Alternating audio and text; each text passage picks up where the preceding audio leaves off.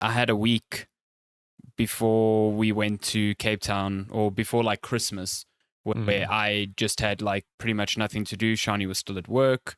So I just like properly dived into, committed to finishing Alan Wake 2.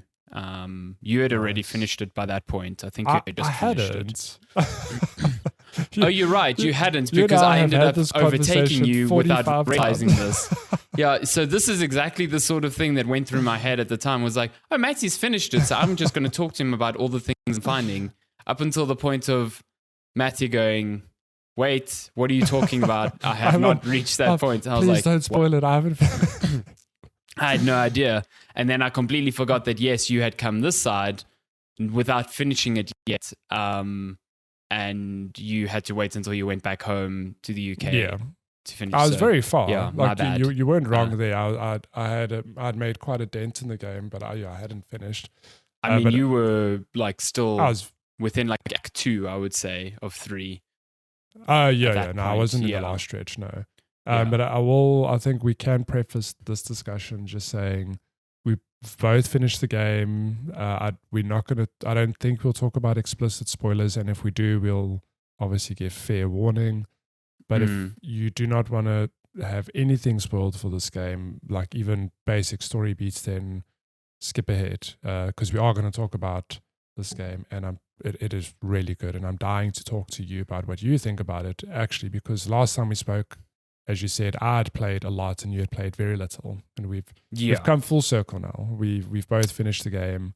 I think we both have thoughts on it. I can tell you from the get-go that my thoughts haven't changed on the game since I last spoke about it. It is phenomenal, and if anything, I'm more in love with it than I was. Having rolled credits and played more of it, it is just an astonishing piece of gaming media. I think the last time we spoke about it, I had played that one segment, which you know what I'm talking about. And it is just such a gaming highlight for me. I don't know how Remedy topped that, but I take my hats off to them for experimenting with this medium and just making such a phenomenal game. The last time we spoke about it was when we were doing Game of the Year, and I know you put it on your list and I didn't, purely because like I just hadn't played as much. I don't even think at that point I hadn't even gotten to the point where you could switch between it was just a couple Alan hours. and Saga. I got to that point like fairly quickly afterwards, and from then on I just kind of hurdled my way towards the end of this game because I just couldn't stop playing. And like if I had to go back now and redefine the list, like Alan Wake would be there, like 100%. 100%. It would probably be in the like number 1 or 2 spot. It was my number 2 spot. I think on any odd day it would have been my game of the year. 100%. Yeah, I could see it being the same for me, because it is like, it's not, I don't think it is a perfect game by any stretch. I think it tries so many different things, and I think many of those things stick in very strong ways. Some don't, but it's just so ambitious in so many ways and trying to do so many cool different things within the medium of video games that I don't think you see, especially in the realm of like AAA development at all anymore. You don't see this sort of risk, this sort of audacious, like these ideas that actually get put in and work. And I think a lot of that comes down to just Remedy being super confident in how they make games now, and understanding that players are kind of there for that sort of experience. You know, they're there for it being super weird and meta, and mixing these genres of like, it can switch between this incredibly atmospheric horror to this almost, I don't want to say campy, but weird and endearing, like section of gameplay that is probably the best thing I played last year. And for all of that to be within the same game is kind of mind-boggling. And then you've got the stuff like, if you're watching the gameplay now, this melding of FMV and video games that work super, super well because they're done so subtly and intelligently, I think. and then the live action scenes that you kind of interswitch between, especially when you're playing as Alan Wake, are just done very well, acted very well. I didn't know until after I finished the game that the actor for Alan Wake, like the guy you see in the live action scenes, is not his voice actor. It's not the voice actor. Which is like, so when he talks in the live action scenes, it sounds like him. Yeah. How did they do that? So it's actually funny. I was on Reddit last night and there was a post on the Alan Wake subreddit. I don't know which news outlet it was from, but it was basically somebody saying, hey, I'm interviewing the actor, like the actual actor behind Alan Wake. What questions you want me to ask them? And one of the most liked responses was exactly that of how do they do it? I can't think of the names off the top of my head. I know the actual like body actor for Alan Wake's got a very strange name, like something Ikili or something like that. I think is Remedies is it a Swedish company? Swedish, yeah. So I think it's probably a Swedish actor. Yeah. I'm assuming because the name does strike me as very Swedish. But the question was, they're asking exactly what you've just said of like, how do they do it? Does he act the scene and then the voice actor does the lines, or does the voice actor do the performance and then him as the actor he mimics? Because that's what he would be doing on like animated gameplay as well. Exactly. So but I think it's the latter. But I mean, it's an interesting question because you're right. In the game, whether it's gameplay or live action, you think it's him. And even the voice actor, I think, whether it's pure coincidence or not, just the voice fits so well. I can't disassociate that voice with the actor of Alan Wake. Like, to me, they are one and the same, which is just 100%. It's bizarre. Oh, and the same happens with Sam Lake. Saga and Sam Lake, No, is Saga not the same? No, Saga is the same person, isn't it? I don't think it is. I don't think it is. I think it's, if I recall the credits correctly, I mean, I might be mistaken, but I think they all had like actor and then voice actor for every single one, and they were like different. Yeah, it's. I mean, with Sam Lake, it's a bit different because whenever he's in live action, he never speaks. He's just kind of like making weird Max Payne faces half the time. Or dancing, which is really fun. He's the best. And then when you see him in game, he's Alex Casey. And I think Alex Casey is a very good character to kind of explain what this game is about, in that it's so preoccupied with this idea of fiction becoming reality, but also reality influencing fiction, and the complete like battle between those two, which, you know, in Alan Wake is a very real manifestation of that idea. Yeah. But it is very subtly playing on the ideas of just like social commentary and social media and the way that kind of works in our world, you know. Yeah. And Alex Casey being a character in Alan Wake's book, but then a detective in real life who actually hates those books because the detective is named Alex Casey. So people make fun of him about it. But then when Alan Wake sees him, Alan Wake recognizes him as the character he wrote. So like, which came first? It's like the whole game is this chicken and egg situation of like, which is actually real, you know?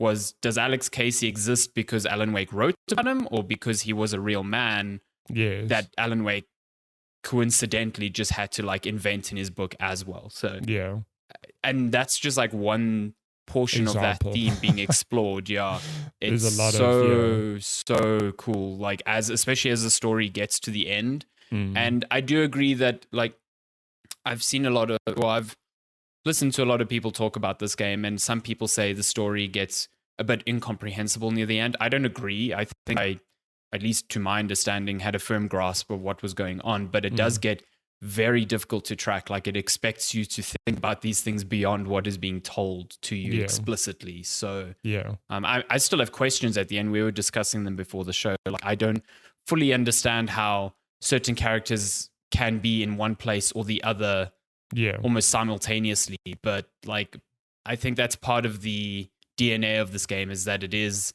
this weird complex web of like realities that even Alan Wake can't keep like track of at any given time. I do think so I've seen also discourse where people say, do I have to have played Alan Wake 1 before Alan Wake 2? And on the box, it's like, no, you don't have to. It's a standalone game. And while I get that, I can't fathom playing this not having some sort of prior knowledge of the context behind what the hell is going on here. Like, can you imagine playing this? You don't know what Bright Falls is. You have no idea what the lake is, the dark presence, etc. Don't know who Thomas Zane is. You just you don't know who Thomas Zane is. Like, you just lose so much of that. The context, I think, is just the right word. And I feel you'd be doing yourself and this game a disservice. I don't necessarily think you have to go back and play it. No. Just get a recap. In 100%. Yeah. You need to know what happened, especially there, and then the DLC that took place after, because that continued the story very linearly. So yeah, I never played the DLC. I read up about it because I wanted to just be sure. Yeah. But all that said as well, I found the mechanic of the detective board, while it's not clunky. I think it's more, it just slows the game down to a crawl when it happens. But I'm somewhat grateful that, because it really helped me get pause and map out the story like a detective would. Who is this person? Here's this clue. I'm going to pin it under this question. Okay. It's like, I know it's Saga figuring things out, but it's also helping me, consume the story, because I'm obviously then being sort of led along in the same way she is, which I think is just so clever. I think it will put some people off having that interjected into, this horror game, but I really appreciated them including that. And I think it's very clever. I agree with you. I think it's a really cool mechanic. I enjoyed it a lot more initially, and then started finding it annoying the more and more I had to. Well, you see, this is the weird thing. I say had to engage with it, but technically I quickly found out that you didn't actually have to engage with it at all. Like, it's kind of there as this optional piece. In the beginning, they make a big deal out of it, and they actually block progress before you make certain deductions on the board, because without that deduction, your next objective doesn't update. But that starts tapering off quite a bit. And I found that, especially in the later acts, you could just kind of play, and then when the act finished, when you went back to the board, it just resolved itself, because she was like, okay, well, this case is closed. So she automatically added all the evidence to the board for you. That's interesting. So I was like, okay, so that's a nice middle point where if I don't want to continually open this thing, it will just clean itself up over time. But when there are important story things that I need to be made, very abundantly aware of, it forces me into that moment, and then you have to make that deduction. The part that I enjoyed more in her mind palace was more the I don't know if it wasn't called interrogations, was it? But it was called profiling. Profiling, yeah. Yes, when you actually talk. Okay. When Saga kind of inhabits the mind of other characters and kind of tries to understand what they're thinking, so she's profiling them. But it's done in a way where she's almost having a conversation with them. So they're superimposed in the environment and talk to you. And then there's some weird things that are done with that mechanic later down the line, which are super surprising because it happens so late, and I think very cool.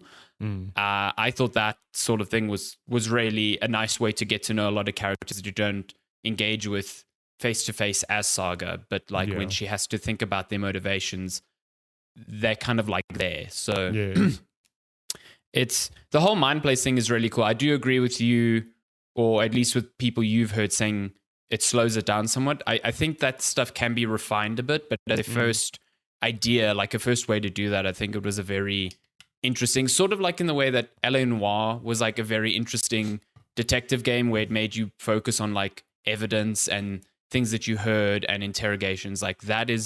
This is that first iteration of that. And I think if they do make another Alan Wake, or they continue, with this in the DLC, they could maybe refine it slightly. And I'd like to see more of that. I don't think it needs to be ripped out entirely. No. And then by the same token, Alan has his version of that where it's his writing which can change reality, which I thought was very cool. I think it can be expanded upon a bit more because it feels a bit like I'm going to stand in the spots and just cycle through the different options I have for the scene and see what happens.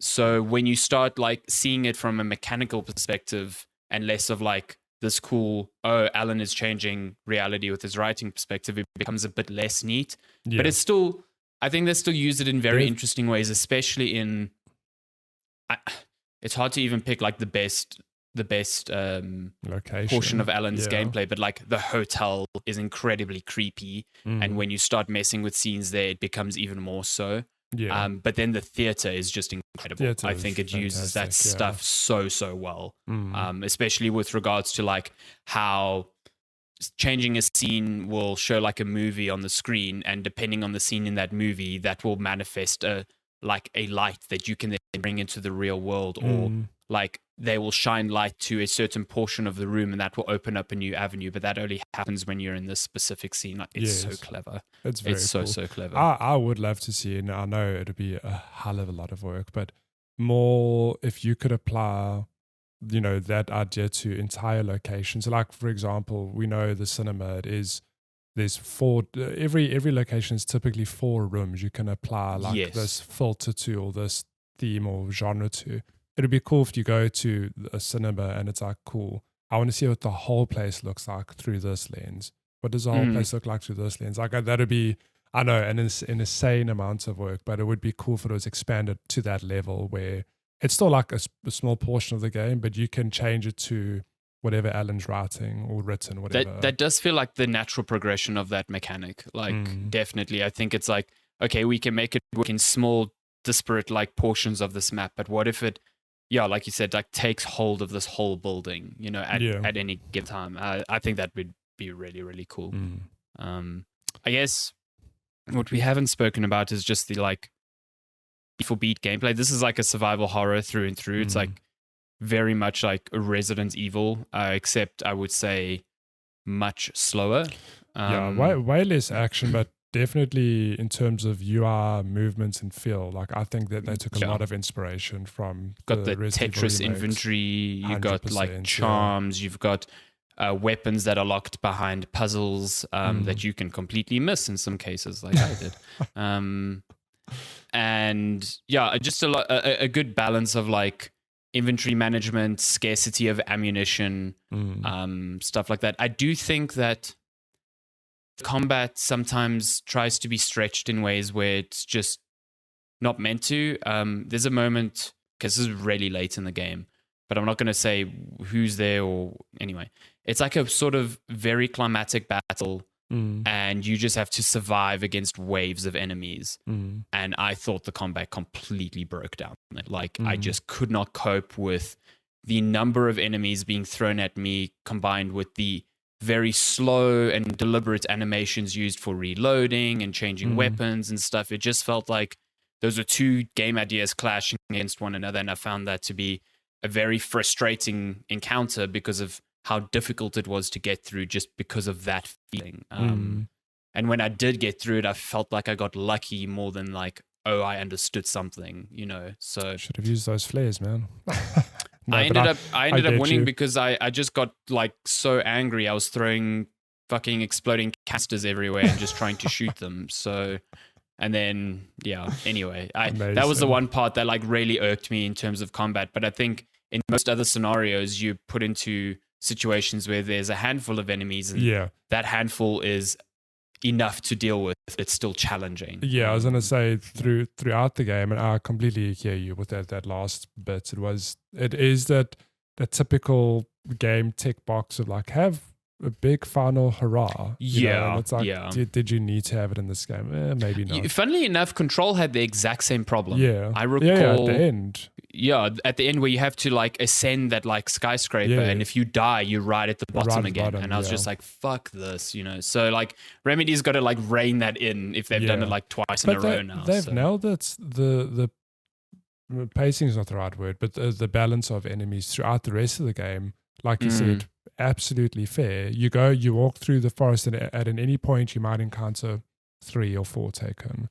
And that's enough to be a challenge. Yeah. You know, it is, okay, I need to prioritize. I've got to focus on the two running at me and like sort of dodge the third one who's throwing axes at me.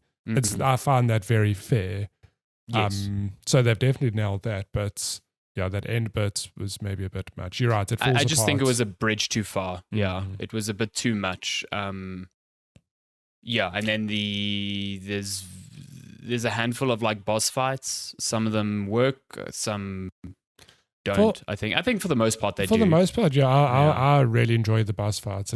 There's always some other mechanic, and I think to be honest, like in 2023 now 2024, it's very difficult to make a boss that isn't by the numbers or that stands out or has its own unique mechanic. Like, I wouldn't know where to begin designing a boss fight. Like I think especially with an over-the-shoulder third-person shooter, like how do you make a difference? And to their credit, there are one or two boss fights where it is different. There's a thing you have to do or whatever. I think all the Fight Saga has to do, boss-wise, they change the mechanics up like more than enough to justify the difficulty, because like you said, there are unique ways to kill everyone. So I don't actually, thinking back, Alan doesn't have boss fights. I don't think so. Yeah, his chapters just kind of end.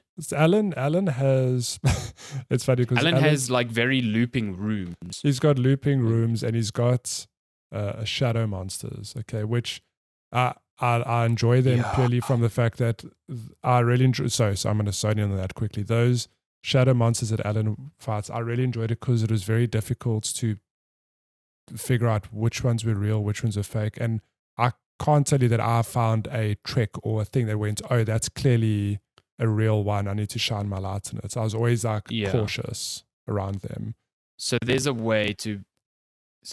Okay, so they don't. So I figured out that, or I might be wrong with this, but I started seeing like a pattern where they will always not attack you until you sprint. If you start trying to get past them very quickly, they will all attack you. You're right. If you put your lights off and walk, you can typically you can get past there'll be easily. Maybe one or two that might attack you, but in general they won't. But if you try and hoof it around them, will fucking get but you. But what I'm saying is, if you have two of them side by side, I can't tell you which you one's can't tell, the one. no. Yeah, until you get like super close to them or something like that. Versus, so Alan has that versus Saga, who has all of it, like not on your toes enemies necessarily because there's an enemy there and you know, okay, I need to kill them. But Saga's got way more of those jump scares I mean, I don't even know if Alan has many. There are a couple, but versus what she has to go through, I was like, shit. Are you meaning like the actual FMV like, jump scares? FMV, yeah. Oh, yeah, no, she has way more. Alan has some with the Dark Presence and Scratch. But hers, I mean, sagas are pretty much every fucking chapter. There's something haunting every her. 3 seconds. And oh my God. We have a friend, Mick, who found those jump scares quite irritating. He called them cheap. I don't agree with that because I think they are very smartly implanted to really catch you off guard. Yes. And they're done with intent. Like they are tied to character moments, or you soon learn that those jump scares are like people from the dark place trying to fuck with you, essentially. It's actually like, I think by the end of the game you realize like, oh no, it's thematically done right. Yes, it's not just you walk around a corner, jump scare happens for shits and giggles. No. I mean, and like we've said, there's moments in sagas like when you're in the old age home, when you're trying to hunt down an old lady, it's a character and she's haunting you. It is some of the most terrifying, just because of how visceral that image is. It is like haunting. Like I can picture it in my head now. It is so well done and done at moments you don't expect. There are parts where you are like, I'm waiting for this to fucking pop out at me. I'm waiting. Nothing happens. And then when you're not expecting it happens. I mean, a good example of this, and this is a mild spoiler, but I mean, it's not story beats, whatever. But in terms of how well they do these scares, there's one moment in the game where you see a dark presence you have to follow as Saga, and then it tells you like you see them and you kind of have to follow them into the woods, whatever. You think, okay, shit, there's going to be like a boss fight or something now. But on the way to following them, there's a save room there. So of course I God. walk into the save room and I hit, and I'm there to save. But there was a jump scare in that save room, which I didn't expect. I mean, like that to me, it was just genius because I think, oh, thank God. It's like the typewriter rooms in Resident Evil. You can always go in there. You're Mr. expecting X, safe haven. Mr. X can bang on the door, but doesn't matter. Like the story-wise, you're just untouchable in there. But in Alan Wake, there's just that one moment where I was like, oh, thank God, the lights. And then there's a jump scare. And I was like, oh my God, like I did not expect that. And I think that moment was so situational for you because had you not... I could have just skipped it, yeah. Yeah, if you had not gone into the save room at that point, because that is more of a like very story moment, like you would have never have seen that. But I think it's because thematically you are now entering the light where the dark presence hates being, so it's just reminding you that it's there. Yeah. Type of thing. It's very well done. All of those moments are incredibly well done. I mean, we can talk about this game I think forever. It's a really tremendous game that I think everyone should at least give it a go. Like, I can completely understand that with its pacing and with its gameplay ideas, it's not going to be for everyone, especially if you're going in expecting a more action-heavy Resident Evil styled experience. It's like almost the antithesis to that. It is far less combat, way more exploration, and a lot of very, I think, demanding narrative where you have to think about what's happening rather than just it being dished to you. But it's, I think, for people who want to engage with it, it is incredibly special. Yeah. My unfair request to everyone is to play it for at least the first 8 to 10 hours to get to the Astral Maze equivalent of the game. And then you can put it down. Then you can say, this game's not for me. You say 8 to 10 hours, but it could be even more because if someone just decides to play Saga completely, they'll never see that until... When you can switch between protagonists, play Alan ASAP. You can thank us later. Did you do... So I did 1-1. As soon as I finished a chapter, and you can definitely see this is the end of a chapter. Yeah. I was cool, I'm switching. I flipped between the two. Because I saw people speaking online. They were like, oh yeah, I finished Alan's story first and went back and started Saga's. I was like, that sounds insane. I can't fathom that. That to me is just... The amount of story intersection, like I get the story's made in a way that allows for that, but it must be so confusing because like you are seeing things completely out of order and anyway, I don't know. Very cool. But yeah, go play that Astral Maze equivalent. It is. It's that, and don't Google it. You have to play through. You can't watch it. It's just the magic is lost. I've never in my life played a game. Like, I often have this thing where if I'm playing very story-heavy games, Shani will be like, what are you watching? And I'm like, I'm not watching something, I'm playing a game. But this was the first time where I was like expecting that question to come. But the question that emanated from my bedroom was, what the fuck are you playing? Because of the music that was coming out of there. And I was just like, you have to come and see this. It is so insane. I played it late one evening. Like I was exhausted, but I playing some Alan Wake. I played that segment and I climbed into bed with such a smile on my face. And the next day I spoke to Lenska about it. I said, this is what happened. I've never seen something like this before. I said, you know what? I've got a save file. You have to try it. And she did. I'm so jealous that you got a save file.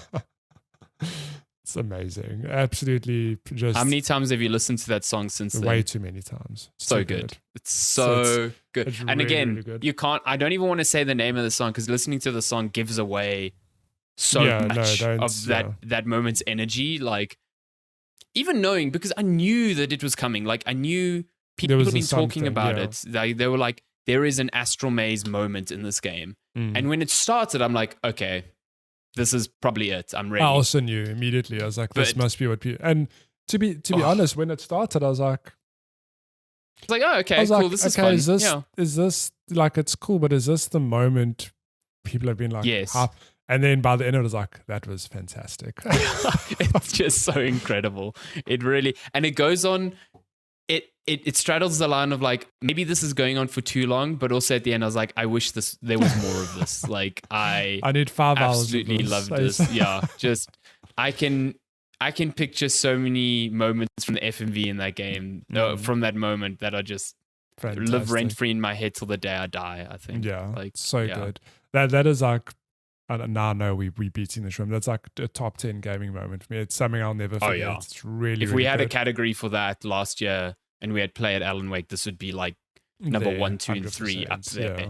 Yeah, so good. For sure. Sure. So I think the long and the short is play Alan Wake 2. Yeah, play Alan Wake. It's fucking We've great. only spoken about it for half an hour. And there's 2 DLCs coming, so cannot wait. Yeah, I'll play super those. stoked to see what they do with that. There's a bit of a lull. I mean, I say there's a bit of a lull between games coming out. I've just played Prince of Persia, which we'll get to. Are you mad? I know I'm mad. I do want to play Quantum Break because it is the one. It's a good game. Remedy game that I've just missed. I'm a mad apologist for that game. Look, I'll go and I know more or less mechanically what it's about, but I know nothing about the story. So it's also not as long as like an Alan Wake. Exactly. Yeah. So you can also now download the series, so you don't have to stream it. And you have to watch that series. They're like half-an-hour episodes. They're fun. Remedy just experimenting with ways to intertwine these mediums. Like Alan Wake 2 and Control don't exist if things like Quantum Break didn't, I don't think, in my view. Quantum Break walked, so Control and Alan Wake could fly. 100%. Could run. Sorry, I completely butchered that. It's the same thing I say. I agree with that, and I agree with the notion that Sunset Overdrive walked, so Spider-Man could run. So Spider-Man could swing. There you go. My goodness. Prove me wrong. Fun fact, Lance Reddick's character from Quantum Break was supposed to be Roland Dahl. I also saw that after, because what I typically do when I finish games, especially narrative-heavy games, I obviously have my own understanding, but I like to go read up what other people have said or what maybe I've missed something, and that was something that did come up. And he actually was in the credits. They did. They probably started with him. I think, he must have been there in some capacity. Shame. I think that would have been a very nice way to tie that all in because, like, it would have explained a lot about his character in Quantum Break. Like, when you learn a bit more about what and who Roland Dahl is, like, it starts and actually puzzle pieces. I've been trawling through the Reddit, and I think there are hints that all of this exists in the same thing. Oh yeah, 100%. And I'm so happy that they are like going through with this idea. Yeah. It's going to make the next Control so fascinating. I think. So we are going to move on, but the last thing I'll say is that if I had not played Control, there are a lot of things in Alan Wake 2 that also would have you don't have to have played Control, don't get me wrong. But I thought, maybe there'll be a nod to Control in some form.